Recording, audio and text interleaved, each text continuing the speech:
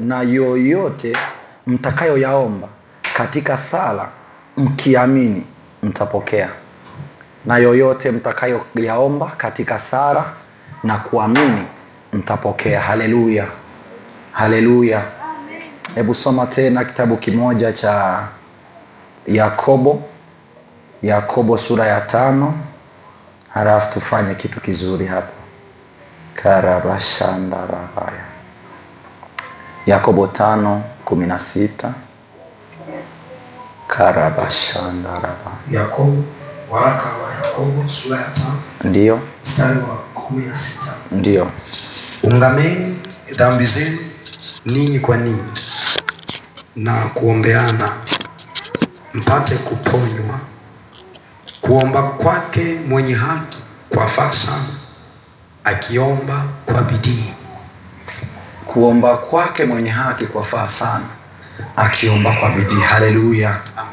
Tumekuwa na hebu soma Wafilipi 4:6-7. Haraka hapo nataka nifanye kitu kimoja, halafu tutaomba 4.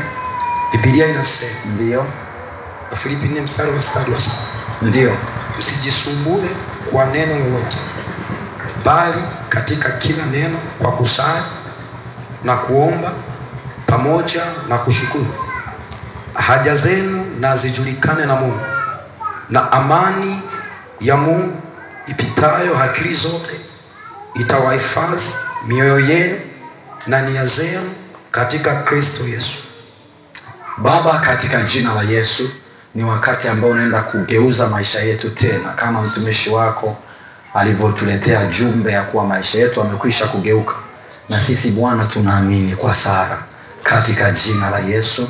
Nami Bwana naenda kunitumia tu kuzungumza maneno yako kwa muda huu katika jina la Yesu.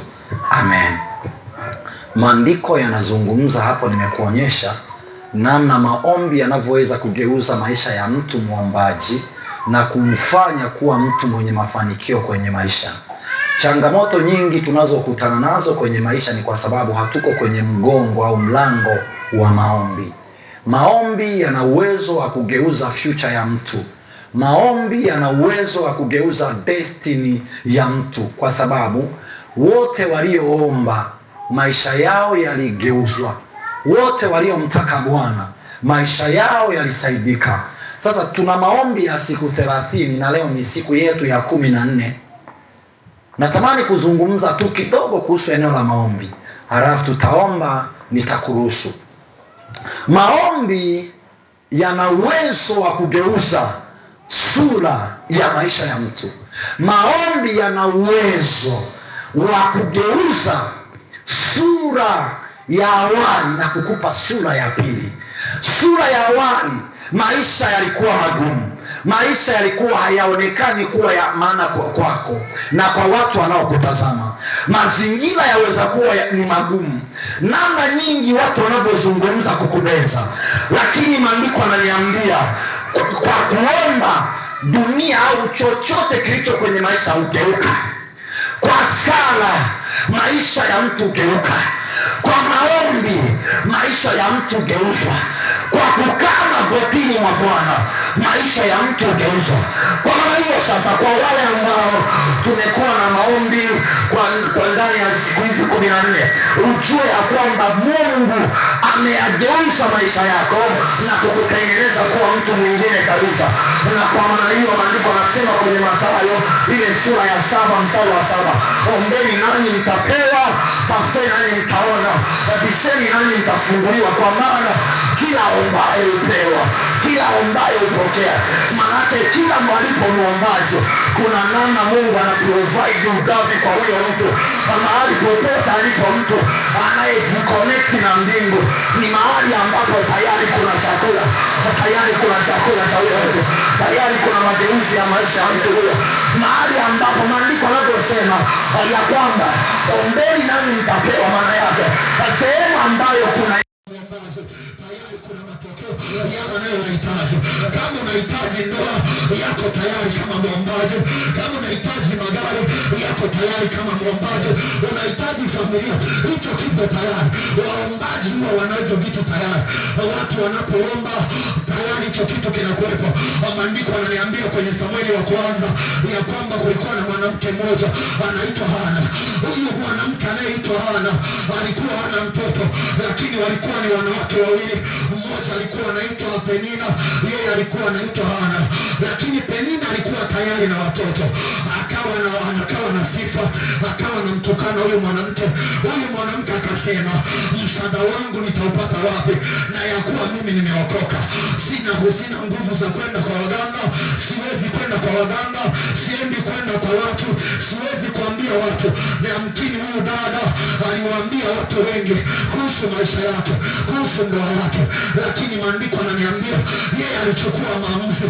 Kama nilivyokuambia ya kwamba mahali palipo na mwombaji ndio mahali palipo na majibu tayari. Huyu mwanamke alipoanza kuomba, akaenda mbele za Bwana, akamwambia Bwana, hapana, maisha yangu sio haya, mimi nina mtoto tayari, mimi nina mtoto tayari. Ni wao wamesema mimi ni mgumba, lakini mimi nina mtoto tayari. Watu wengi wanaweza kusema wewe ni mgumba, wewe haufai, wewe hautaolewa, wewe utakuwa na maisha mabaya, ndoa yako itaharibika. Wewe nenda kwa Bwana. Unaamini nini katika Bwana? Kama unaamini tayari na matokeo yako tayari, maana kwa imani watu wangu, mwenye watu wangu ataishi kwa imani. Manake mwenye imani anatarajia. Kama una matarajio juu ya maombi yako, Mungu anatenda maajabu kwenye maisha yako. Maandiko ananiambia kwenye kitabu cha Danieli ile sura ya 6 ya kwamba Danieli alitangaziwa kufa, alitangaziwa kuuawa, alishtakiwa kwa ila, lakini maandiko ananiambia yeye Danieli aliposikia hilo tangazo akajua hana msaada zaidi na maombi, akaamua kwenda mbele za Bwana, akaanza kulia mbele za Bwana. Maandiko ananiambia akafungua madirisha kama ilivyokuwa desturi yake, akaomba, akamwambia Bwana nisaidie, Bwana nisaidie, mimi ni mtu wa haki, lakini haki yangu inabadilisha, Bwana nisaidie. Hayo matokeo ya kimaombi aliyapata. Ni kweli mtumishi wa Mungu alitupwa kwenye tumbo la simba, lakini Bwana akamtuma malaika ndani ya tumbo la simba. Ngoja nikwambie, ni kweli unayo maisha, haijalishi Yesu akiwa upande wako, ni nani aliye juu yako? Hapo kwenye magumu, hapo kwenye mateso, hapo kwenye changamoto, yuko Yesu. Hauko peke yako, hauko peke yako, uko pamoja na Yesu. Hapo kwenye mateso, Yesu yuko pamoja na wewe. Ukijua hilo, utaelewa ya kwamba maombi yangu yana majibu, kwa sababu niko pamoja na Bwana, niko pamoja na Bwana, niko pamoja na Bwana. Ngoja nikwambie, kuna mtu mmoja anaitwa John Wesley. Yule John Wesley alikuwa akikaa kwenye maombi, anamwambia Bwana, anaomba juu ya uamsho. Anapokwenda mbele za Bwana, anaomba kugeuza dunia, anaomba kugeuza taifa, anaomba kwa imani. John Wesley, matokeo yake alikuwa akienda kuhubiri mahali watu wanaokoka, vilabu vinafungwa. Yako matokeo kwenye maombi. Kuna mtu mmoja anaitwa John Knox. Huyu John Knox, historia inasema alipokuwa anaenda mbele za Bwana, alipokuwa anaomba miaka hiyo ya uamsho, alipokuwa anaenda mbele za Bwana, anapokwenda mbele za Bwana, anaachilia, anapoomba maisha yanageuka, wengi wanapona, wengi wanasaidika. Kuna mtu mmoja kwenye historia ya uamsho anaitwa St. Patrick. Huyu St. Patrick alienda mbele za Bwana, akaomba. Siku moja tukio linasema ya kwamba akiwa kwenye nchi yake kulikuwa na nyoka, akaanza kuwaswaga wale nyoka, anawaswaga kuwapeleka baharini. Mpaka leo tunapozungumza hakuna nyoka kwenye nchi. Kwa nini? Kwa sababu huyu mtu ana mamlaka katika roho. Mwombaji ana nguvu katika roho, mwombaji ana uwezo katika roho, ana uwezo wa kusukuma chochote kinachoanzia rohoni, halafu anapotokea mwilini anakuwa na mamlaka. Wewe una mamlaka kama mwombaji, wewe una nguvu hiyo kama mwombaji, wewe unayo hiyo neema, unayo hiyo nguvu. Kama unanielewa, mshangilie Bwana, maana unayo nguvu, maana Maandiko yananiambia kwenye Wafalme wa kwanza ya kwamba kuna mtu mmoja anaitwa Elia. Huyu Elia yeye alikuwa ni nabii wa Bwana. Elia kwa sababu alikuwa nabii wa Bwana, kuna nyakati ilitokea namna ya mfalme kutokufanya kwa uzuri. Yeye akaenda mbele za Bwana, alipoenda machafuko akamwambia Bwana, kwa neno langu mvua isinyeshe, na kweli alipotamka mvua haikunyesha. Kuna nguvu ipi kwenye maombi? Unapotengeneza mahusiano yako na Mungu, una uwezo wa kwenda moja kwa moja kwa Mungu na kupokelewa. Haupokelewi na mtu, ila Bwana wa mbingu anakupokea automatic, anapokea cha kwako, anapokea unatoa maombi yako moja kwa moja na kukujibu maombi. Hata kama kuna watumishi wataomba mengine, lakini Bwana tayari ameshapokea. Ngoja nikwambie, kulikuwa na manabii wengine waliokuwa wanaomba ya kwamba Bwana wakumbuke Waisraeli, lete mvua, lakini Bwana anasema nendeni mkamtafute Elia, maana yeye ndiye ana ufunguo wa mvua, nendeni mkamtafute. Kuna wakati mwombaji Bwana anakupa majibu ya kiasi. Wanapoenda mbele za Bwana wanasema mtafute Gomeni Maandole, huyo ndiye ana majibu yenu. Wanapotafuta wanasema nani? Bwana tusaidie, ndio mtafuteni mama jibu, anayo majibu yenu. Ni yule mtu ambaye aliamua kujichochea, ameamua kujiwasha. Ukijiwasha Bwana anatokea. Huyo mtumishi wa Bwana kuna muda alisema ya kwamba yeye tena, maana alikuwa na hiyo funguo, akaenda mbele za Bwana akamwambia, Bwana najua sasa hawa watu wamepata heshima, hawa watu wamekupa heshima, wape mvua. Kwa sababu alikuwa na ufunguo, yalikuwa ni maombi machache, mvua ikatokea, furaha ikarejea. Kuna wakati tuliokoka tunaweza kuwanyima wengine raha, wakati tuliokoka tunaweza kuwapa wengine raha. Kama unaelewa zamani, raha wase wengine, wape majirani, wape ndugu, ipe familia, wape ukoo, ipe kanisa, ipe karama, ile furaha yako akaachilia mvua. Lakini maandiko yananiambia huyo Elia, kulikuwa na mwanamke mmoja alikuwa ni mjane, alipata mtoto lakini yule mtoto akafa. Elia akaenda mbele za Bwana tena akaomba, Bwana mponye huyu mtoto, na yule mtoto alipona. Yako mambo kwa mwombaji alionayo, ana mamlaka mwombaji ya kukemea chochote kile. Kama ni hasara, wewe kama mwombaji, kuna hasara kwenye biashara, kuna hasara kwenye ndoa, kuna hasara aina yoyote, unamwambia wewe hasara, nyamaza kwa jina la Yesu, mimi wasipati hasara. Unasema wewe heshima uliondoka, njoo kwa jina la Yesu. Unaanza kurejesha, maana Bwana yuko upande wako, maana Bwana yuko pamoja na wewe. Iko nguvu ya Bwana inayosaidia watu, yako mamlaka ya Mungu yanayosaidia watu. Kuna mtu mmoja mwenye historia ya Biblia anaitwa Nehemia. Nehemia alisikia habari za ukuta wa Yerusalemu na machozi mengi, akaamua kwenda mbele za Bwana. Alipoenda mbele za Bwana, Bwana akamsikia, akampa na escort. Ngoja nikwambie, kuna nyakati unahitaji kufanikiwa, unahitaji kwenda mbele za Bwana, unahitaji kujichochea, unahitaji kwenda mbele za Bwana. Unapoenda mbele za Bwana, Bwana anaachilia msaada. Kuna watu watakupa fedha, ukiwaomba kwa hali ya kawaida hawawezi kukupa. Ukienda mbele zao hawawezi kukusapoti, lakini ukienda mbele za Bwana ukamwambia Bwana, geuza hali yangu, geuza hali ya ukoo wetu, geuza hali ya taifa, geuza hali ya wilaya, geuza hali ya kijiji, geuza hali ya kijiji, ya vitongoji. Alafu namwambia Bwana, walio ndani ya mji huo waanze kumletea utajiri, wataanza kuleta, kwa sababu ushawishi umeanzia rohoni. Usianzie mwilini, anzia rohoni. Wewe kama mwombaji, usiache kuomba, usiache kuomba, usiache kuomba. Maandiko yananiambia kwamba Yesu Kristo alikuwa ni mwombaji. Sisi tumeokoka na Yesu Kristo ndio mfano wetu, ndio baba yetu. Na maandiko yanasema Yesu Kristo ni njia, kweli na uzima, mtu haendi kwa Baba ila kwa njia ya Yesu. Maandiko yananiambia alikuwa anawachukua na wanafunzi wake anawapeleka kwenye maombi. Ngoja nikwambie, haina haja ya kukaa unaumia, kuna haja ya kwenda mbele za Bwana. unamwambia Bwana, haya maisha yangu yanageuka.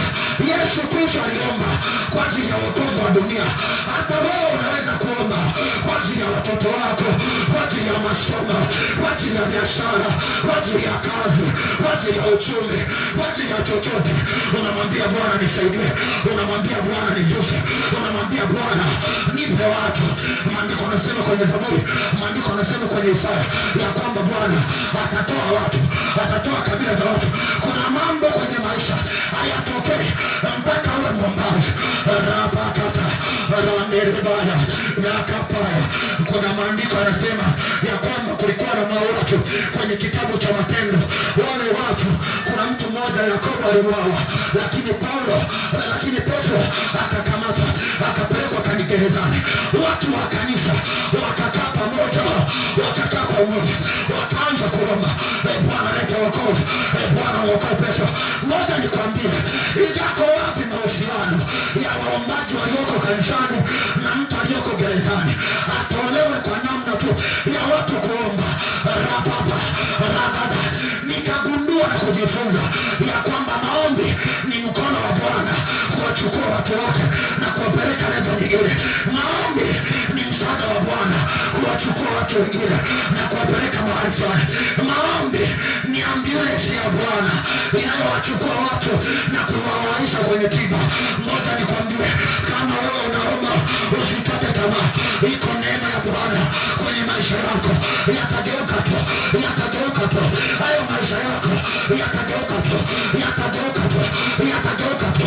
Endelea kuomba, endelea kuomba, usiache kuomba. Rapapaya karababalablama karamamaya. Bwana yuko tayari kusaidia waombaji. Usikate tamaa. Unajua shetani ana tabia moja, akikuona umeshaanza kuwaka moto wa maombi, anaanza kukuzimisha, kwa sababu anajua kuna siri kwenye maombi. Atakuzuia kwenda kukusanyika na wenzako muombe. Kwa sababu gani? Watu wa kanisa walikuwa wanajua Petro amekamatwa, wakasema no, hatutaombea nyumbani, hatutaombea kwenye kazi zetu, hatutaombea kwenye biashara, twende kanisani. Wanajua kanisani kuna madhabahu. Wewe nyumbani kwako ni kweli unaweza ukawa na madhabahu, lakini madhabahu ya nyumbani mwa Bwana ni madhabahu ambayo kuliko kubali. Maandiko anasema Hana hakuombea nyumbani akajibiwa. Hana alikuwa hekaluni, walikuwa wameenda kutoa sadaka. Walipokuwa hekaluni, akaomba madhabahuni mbele za Bwana akiwa ajawa, akaanza kububujika, akaanza kuomba, Bwana nitendee, Bwana nisaidie, Bwana nipe mtoto, na ukinipa huyo mtoto nitakupa. Maandiko anasema kwa sababu alitoa hiyo naziri, Bwana akampa. Kuna mambo haupewi na Bwana si kwa sababu hauombi. Unaomba lakini utagusa moyo wa Bwana. Nenda kauguse moyo wa Bwana kwa kujitoa kwako, kwa kushirikiana na wenzako, kwa kushirikiana na jamii. Nenda mbele za Bwana. Alafu kadri unapoomba kuna majibu yanatokea. Yes. Kuna majibu yanatokea. Nasema kuna majibu yanatokea.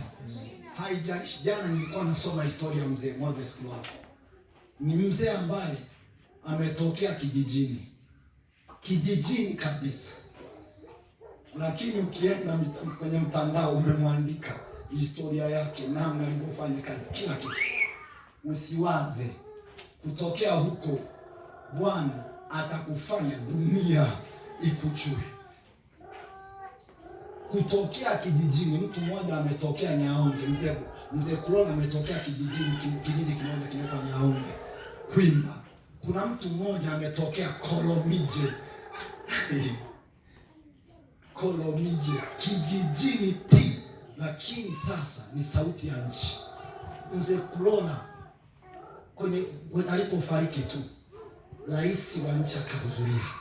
Haijalishi umezaliwa familia ipi, haijalishi umezaliwa kauko kapi, haijalishi umetokea kwenye tumbo gani. Kuna wengine tumetokea kwenye matumbo ya makahaba, lakini hiyo haitupi stress wala shida. Wengine mimba zetu zimetungiwa kilabuni, hayo hayatupi stress, hayatupi kumbia. Kuna wengine mimba zetu zimetokea machungani, wanachunga ng'ombe, kijana kamdantia mama, ikapatikana mimba. Hiyo haitupi kuteseka, hiyo haitupi kumbia. dunia inatupa ujasiri wa kwenda mbele za Bwana na kumwambia Bwana, ikiwa wengine waliobadilishia maisha, hata mimi unanibadilishia maisha, hata mimi unanibadilishia maisha, unanibadilishia maisha. Bwana, badilisha maisha yangu, Bwana badilisha historia yangu, naye Bwana atabadilisha. Kuna wengine tumesomeshwa kwa bongo, kwa pombe, lakini hiyo haina maana kwamba tumeishia hapo au tumefutwa hapo. Hapana, ina maana kwamba tukikaa magotini, maandiko yananiambia ya kwamba Bwana huwainua watu kutoka mavumbini na kuwapeleka juu, kuwaketisha pamoja na wakuu. Ngoja nikwambie rafiki yangu, Bwana anakuchukua leo katika jina la Yesu, anakutoa hapo chini, anakutoa hapo magotini, anakupeleka juu katika jina la Yesu. Maana tayari yuko kazini, maana tayari yuko hapa kukusaidia wewe, kukusaidia kijana, kukusaidia mama, kukusaidia baba. Ukiomba tu usichoke, usiache kuomba, maana kuna faida kwenye maombi. Wote wanaoomba wanapata matokeo. Maandiko yananiambia kwa namna hii haiwezekani ila kwa kuomba, ila kwa kufunga. Ayakata, kuna namna zingine kwenye maisha hazihitaji fedha, hazihitaji uchumi, hazihitaji connection. Maandiko yananiambia kulikuwa na mtu mmoja, Yusufu, aliuzwa utumwani. Alipouzwa utumwani, akaenda huko utumwani, akawa waziri mkuu. Natabiri kwa jina la Yesu, natamka juu yako, hata kama umehamia Kahama, hata kama hujazaliwa Kahama, hata kama unakuwa waziri mkuu, unakuwa mtu mkuu, unaheshimika, unatafutwa na watu, haina maana ya kwamba urudi kwenu. No, hakurudi kwao, alikuwa Misri tu, matokeo yakatokea. Hata kama kuna gereza, leo uko kwenye gereza, leo uko kwenye kifungo cha uchumi, kifungo cha ndoa, kifungo cha biashara, kifungo cha hasara. Maandiko yananiambia Paulo na Sila walipoomba, milango ya gereza ikatikiswa. Ilipotikiswa, wale watu wakatokea. Haijalishi mwanangu unapitia nyakati gani, haijalishi ndugu yangu unapitia hali gani, hilo gereza lako Bwana analivunja. Hilo gereza Bwana analitoa. Kuna wengine wamechimbiwa makaburi wakawazika, lakini maandiko yananiambia ya kwamba Yesu Kristo alipokwenda kwenye kaburi la Lazaro, na Lazaro alikuwa na siku 3, Yesu akamwambia Lazaro, inuka, maana alikuwa amelala. Ngoja nikwambie, hapo umelala tu, hawajakuwa, umelala tu, na mimi nimekuja katika jina la Yesu. Inuka hapo, inuka hapo, inuka kwenye kaburi katika jina la Yesu, katika jina la Yesu, katika jina la Yesu, katika jina la Yesu, katika jina la Yesu. Hautakuwa hivyo tena katika jina la Yesu. Amen. Nasema hautakuwa hivyo katika jina la Yesu. Amen. Nasema hautakuwa hivyo katika jina la Yesu. Amen. Simama kwa miguu yako.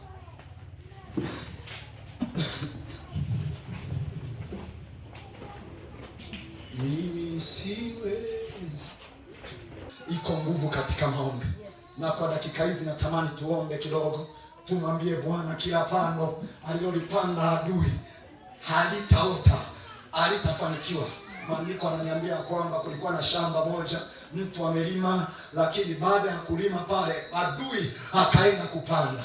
Lakini sisi hatutaacha magugu ya kuwe na ngano. Tunakataa katika jina la Yesu. Magugu hayatatuzinga, magugu hayatakuwa upande wetu, magugu hayatakuwa sehemu yetu katika jina la Yesu. Kuna nguvu katika Bwana, na maandiko anasema lakini mtapokea nguvu akisha kuajilia juu yenu Roho Mtakatifu, nanyi mtakuwa mashahidi wangu. Rapakata, ninaomba usimame tuombe kwa dakika hizi chache. Rapakosakata, sema Bwana Yesu, Bwana Yesu, katika jina la Yesu, katika jina la Yesu. Sema Bwana Yesu, Bwana Yesu, katika jina la Yesu, katika jina la Yesu. Kila magugu, kila mapando yaliyopandwa kwenye maisha yangu, kwenye biashara yangu, kwenye tumbo langu, kwenye tumbo la wazazi wangu, mimi nikazaliwa na hiyo mbegu kwa mamlaka ya jina la Yesu. Hiyo mbegu haijima uhai,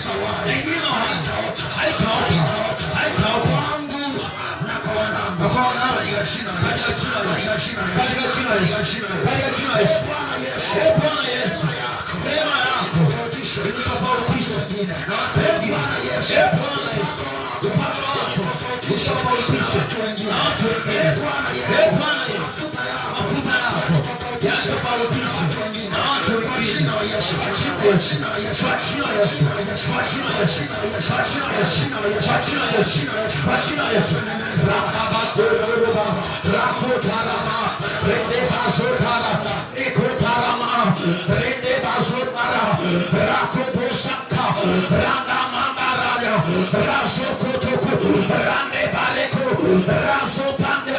Hayo magugu Bwana, rekosa rende mandeba rakoko rende saka rende mandeba rakosa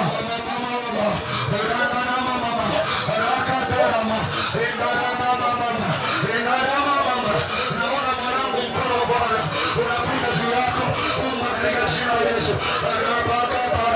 Ramashanama rakatanama enanamana rukotemaya ramashana rakatanama. Maisha yako yanageuzwa. Nitahesabu 1 mpaka 3, alafu tutaomba pamoja. 1, 2, tutaomba. Bila magugu yaliyopandwa kwenye maisha yako, bila magugu yaliyopandwa kwenye maisha yako, haifai, haifai. Haitanikikisha bila mbegu kwenye tumbo la mama yangu. Bwana anajua mimba yangu ni tumbo halitaharibika, lakini leo ninakuja mbele yako. Hiyo mbegu kwa wanangu haitaota, hiyo mbegu kwa kanisa haitaota, kwa jina la Yesu.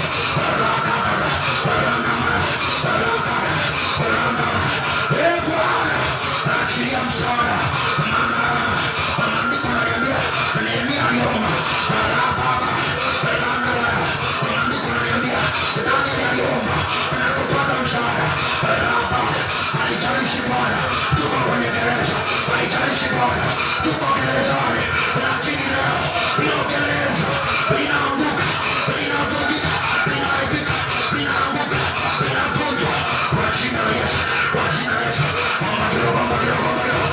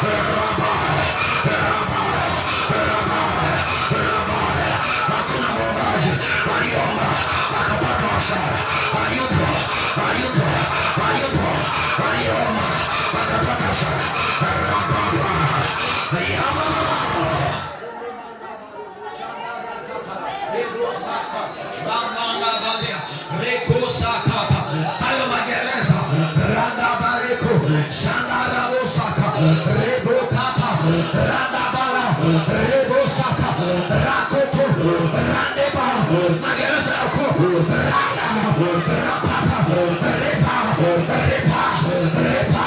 magereza ya tabia yanawasikilia watu rendepa umaskini ratata hizo wasala rangada repapa rama rangapa repapa rekosa rendepa hizo vifungo rangapa repapa rendepa rebosaka rangama rekosa rangapa jina la Yesu. Mwambie Bwana nipe kiu ya kuomba. Tuombe kwa dakika moja. Mwambie Bwana nipe kiu ya maombi. Shana raba baba baba. Twende tena mbele za Bwana, mwambie Bwana, nataka kiu ya maombi katika jina la Yesu. Ili ninapokaa kwenye maombi, yawe ni maombi ya maana yanayoleta majibu kwenye maisha yangu. Nisiombe tu ruhusa, lakini Bwana niombe na nipate kile ninachokiomba. Raba shana rama. Nimekuwa mwombaji kwa muda sasa. Kila ninapoenda mbele za Bwana, Bwana unipa kile ninachokiomba. Twende kidogo mbele za Bwana. Raba sokota. Bwana rejesha kiu ya maombi ndani yangu. Rejesha kiu ya maombi. Rejesha kiu ya maombi. Nipe tena ile roho ya Elia, roho ya kukesha, roho ya mikesha, roho ya maombi. Rakotokota. Nipe ile roho ya Daniel, roho ya kuomba mara 3 kwa siku. Hiyo kiu irejeshe ndani yako. Rabaka. Ranawera. Rabara. Iombe hiyo kiu mbele za Bwana. Rabara. Ranawera. Ukiwa mwombaji, hakuna atakaye kuzuia kwa damu ya mwana-kondoo. Raba.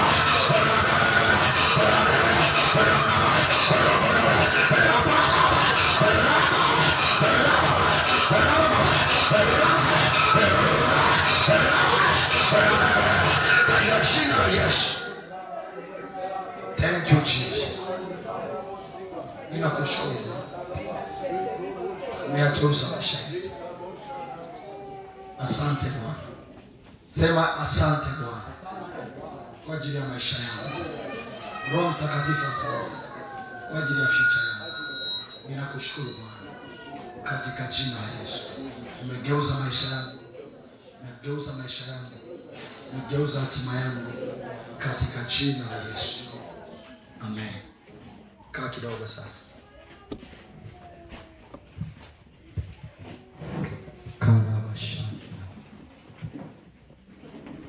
Bwana yuko tayari kutusaidia. Na Bwana amekwisha kutusaidia katika jina la Yesu. Karabasha. Maisha yako yamegeuka kubadilishwa na Bwana katika jina la Yesu. Mungu wa Yakobo na Mungu wa Israeli na Mungu wa Isaka na Mungu wa Ibrahimu amegeuza maisha yako katika jina la Yesu. Nasema amegeuza maisha yako katika jina la Yesu.